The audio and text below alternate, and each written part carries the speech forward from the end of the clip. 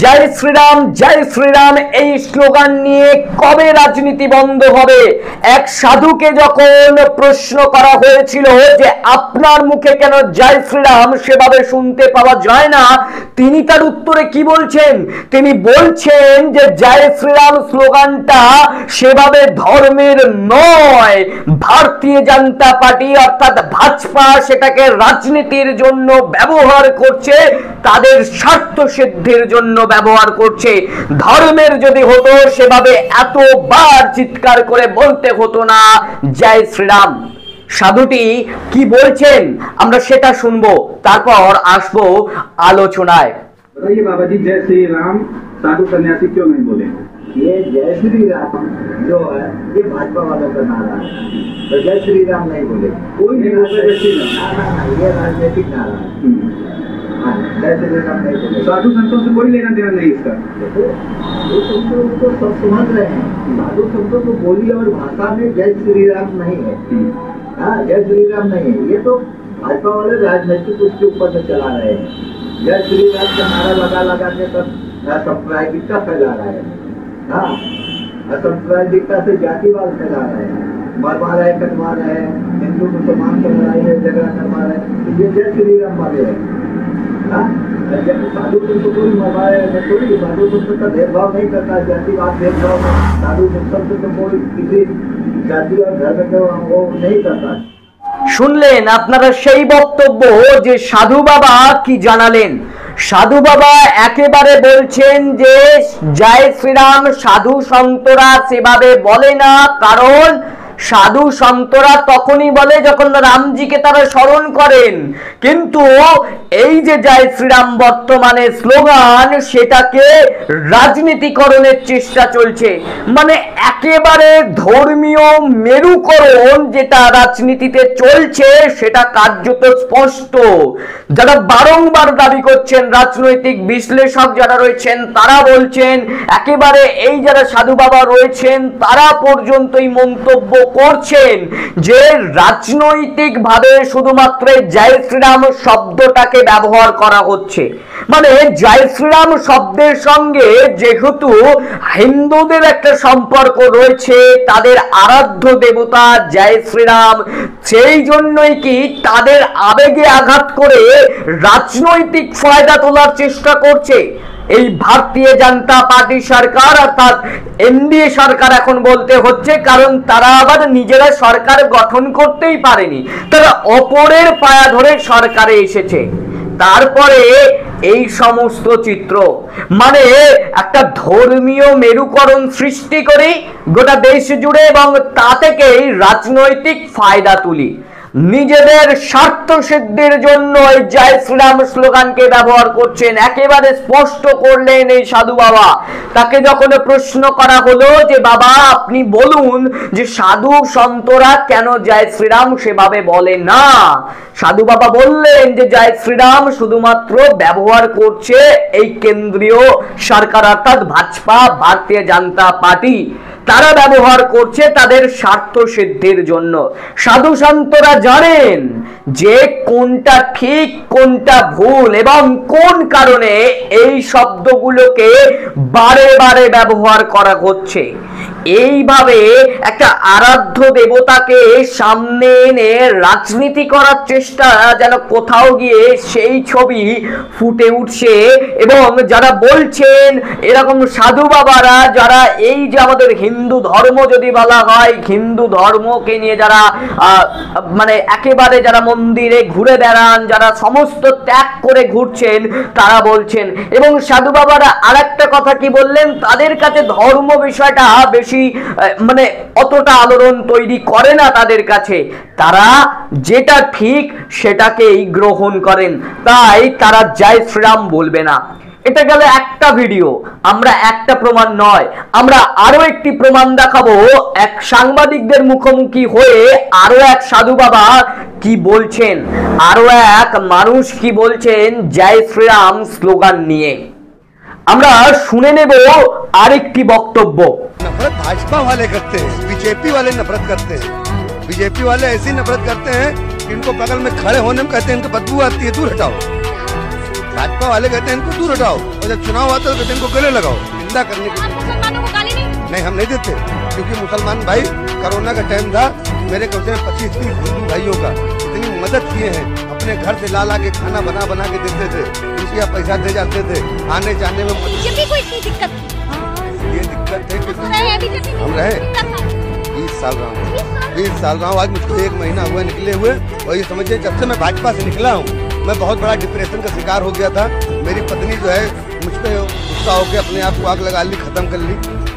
मैं बहुत कष्टदायक, बहुत भुक्तदायक हूँ बेटा, कि आज मैंने मेरी भावना बोल रही। मैं आज कहना चाहता हूँ नौजवानों से कि मेरे भाइयों आज जाग जाओ, अगर आज नहीं जागे तो तुम कभी नहीं जाग पाओगे, तुम्हारे हाथ में कटोरा होगा, दर की ठोकरें खाओ। আমরা শুনলাম সেই ভিডিওটি, কি বললেন তিনি বলছেন যে এই যে জয় শ্রীরাম স্লোগান ভাজপার স্লোগান, ভারতীয় জনতা পার্টির স্লোগান, এই শব্দটাকে নিয়ে কার্যত তিনি স্পষ্ট করলেন যে ধর্মীয় মেরুকরণের ছবি, ধর্মের মধ্যে বিভাজনের রাজনীতির চেষ্টা করছেন এই ভাজপা অর্থাৎ ভারতীয় জনতা পার্টি সরকার। তাকে যখন প্রশ্ন করা হলো যে আপনার এই জয় শ্রীরাম স্লোগান বলতে কেন অসুবিধা এবং কেন যে মুসলিমদের প্রতি যে মুসলিমদের বিরুদ্ধে যেই কথা, মানে হিন্দুরা মুসলিমদের অপোজিট একটা ধর্ম এবং মুসলিমরা আরেকটি অন্য ধর্ম, সেদিক থেকে তিনি বললেন যে করোনার সময়ে মুসলিমরা আমাদের পাশে ছিলেন, কেন তাদেরকে এই স্লোগান নিয়ে তাদের সঙ্গে আমরা ভেদাভেদ করব? কারণ স্লোগান সবাই ব্যবহার করতে পারে, মুসলিমরা আল্লাহর নাম ব্যবহার করবে, হিন্দুরা আমাদের জয় শ্রীরাম বলবেন, খ্রিস্টানরা যিশুর নাম বলবেন, গুরু নানকের নাম বলবেন, তাদের ধর্মের লোক। কিন্তু প্রশ্নটা এখানেই যে সেই স্লোগান নিয়ে রাজনীতি করা যাবে না, কিন্তু এখানে দেখা যাচ্ছে সেই স্লোগান নিয়ে কার্যত রাজনীতি করছেন। তিনি পর্যন্ত বললেন যে তিনি বলছেন যে এই সময়ের যারা যারা একেবারে জওয়ান রয়েছেন, যারা যুবক রয়েছেন, তাদেরকে জাগতে অনুরোধ করছে, যদি না এখন না জাগে তাহলে কিন্তু সময় একেবারে তলিয়ে যাবে, মানে তাদের যে জীবন সেটাও কার্যত নষ্ট হবে। কারণ আমরা দেখেছি ঠিক সময়ে যদি না প্রতিবাদ না করা হয়, ঠিক সময়ে যদি গর্জে না ওঠা যায়, তাহলে সেই যে ঘটনাটা সেটা কিন্তু বৃহৎ আকার ধারণ করে। এই যে যিনি কথা বলছেন তার কথায় কার্যত স্পষ্ট হলেন, তিনিও একজন হিন্দু, তিনি কিন্তু একবারও মুসলিমদের বিরুদ্ধে গিয়ে কথা বলছেন না। ইনি একজন হিন্দু, ইনি জয় শ্রীরাম স্লোগান বলবেন, কিন্তু যেটাকে পার্টির রং লাগিয়ে দেওয়া হয়েছে, রাজনীতির রঙে লাগানো হয়েছে, সেই কথা তিনি বলবেন না। এবং শুধু এই যে রাজনীতির রং লাগানো হয়েছে জয় শ্রীরাম স্লোগানটায়, এটা আমরা বলছি না, শুধু যে এই যে যারা এই যে আমরা যে দুটো ভিডিও দেখালাম তারাই যে বলছে সেটাও নয়, একেবারে বাংলার যারা বিরোধী রাজনৈতিক দল, কংগ্রেস থেকে সিপিএম থেকে তৃণমূল, সকলে বলছেন জয় শ্রীরাম স্লোগানকে নিয়ে রাজনীতির রঙে রাঙিয়ে দিয়েছে এই কেন্দ্রীয় সরকার, অর্থাৎ এই ভারতীয় জনতা পার্টি, তারা রাঙিয়ে দিয়েছে রাজনীতির রঙে। কেন রাজনীতির রং নিয়ে রাঙানো হবে একটি ধর্মের নামকে? কেন ধর্মের প্রতি বিভাজন তৈরি করা হবে? কেন মেরুকরণের রাজনীতি তৈরি করবে? মানে এমনিতে ক্ষমতায় আসতে পারছে না মানুষ, তাদের পাশে থাকছে না, তো এবার আবেগগুলোতে আঘাত করি, ধর্ম নিয়ে রাজনীতি করি, ধর্ম শব্দটাকে নিয়ে আরো বেশি রাজনীতিতে ময়দানে নেমে পড়ি, তবেই হয়তো তারা ক্ষমতায় আসবে। মানে দুটো পক্ষ, তিনটে পক্ষের মধ্যে কোথাও গিয়ে যে সম্প্রীতি রয়েছে, আমরা দেখেছি মিলমিশের যে ঘটনা, সেই ঘটনাকে কার্যত কোথাও গিয়ে নষ্ট করতে চাইছেন, সেটাই কিন্তু জানালেন যাদের বক্তব্য আমরা শোনালাম তারা। তবে বিজেপির কাছে একটাই প্রশ্ন, ধর্মের রাজনীতি বাদ দিয়ে ধর্ম নিরপেক্ষতা এই শব্দটাকে মনে রেখেই আপনারা আপনাদের দল চালান, সেটা আপনাদের পক্ষেই সুবিধাদায়ক হবে ক্ষমতায় আসতে।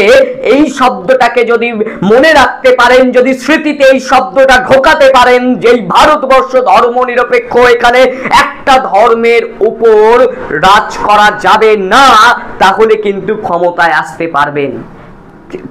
মানে আমাদের যিনি ভারতবর্ষের প্রধান বিচারপতি ছিলেন ডিওয়াই চন্দ্রচূড়, তিনি পর্যন্ত মন্তব্য করেছিলেন যে বাবরি মসজিদ সংক্রান্ত রায় নাকি ঈশ্বরের নির্দেশ।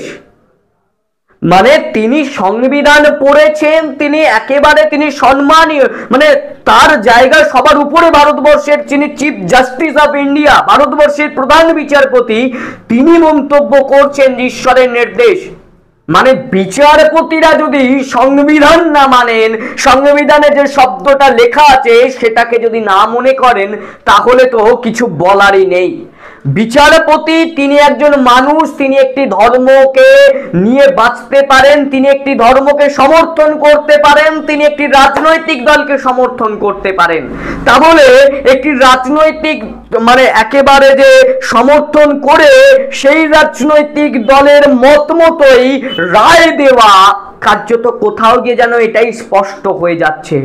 বাংলার বহু আইনজীবী, সিপিএম থেকে কংগ্রেস, তৃণমূল, সকলে এই প্রশ্ন তুলেছিল এবং বহু কলকাতা হাইকোর্টের আইনজীবীরা এই প্রশ্ন তুলেছিলেন যে ভারতবর্ষের সংবিধানের বা এই যে ভারতবর্ষের আইন আদতে কোন জায়গায় গিয়ে পৌঁছাবে সেটা নিয়েই কিন্তু সন্দেহ। মানে কোথাও গিয়ে মানুষ যে হাতে আইন তুলে নিচ্ছেন, আমরা দেখিয়েছিলাম একটি ভিডিওতে যে জয় শ্রীরাম না বলায় তাকে লাঠি পেটানো, সেটাও আইন হাতে তুলে নিচ্ছে, পুলিশ পেটানো, এবং সাধু বাবারা বা যে সমস্ত মানুষরা বলছেন যে জয় শ্রীরাম এই স্লোগানটা ভাজপার স্লোগান। তো সবকিছু নিয়ে কোথাও গিয়ে মানুষ আস্তে আস্তে সাহস পাচ্ছে ধর্ম নিয়ে রাজনীতি করি। ইতিহাসে আমরা পড়েছি ধর্ম নিয়ে দাঙ্গা বা সাম্প্রদায়িক সম্প্রীতি নষ্টের চিত্র, সেই চিত্র কি আবারও পুনরাবৃত্তি হবে? কেন? ধর্ম ধর্ম ধর্ম নিরপেক্ষ এই শব্দগুলো আজকে মানুষের কাছে দুর্বিষহ হয়ে উঠেছে। মানুষ এই শব্দগুলো নিয়ে বীতশ্রদ্ধ হয়ে পড়ে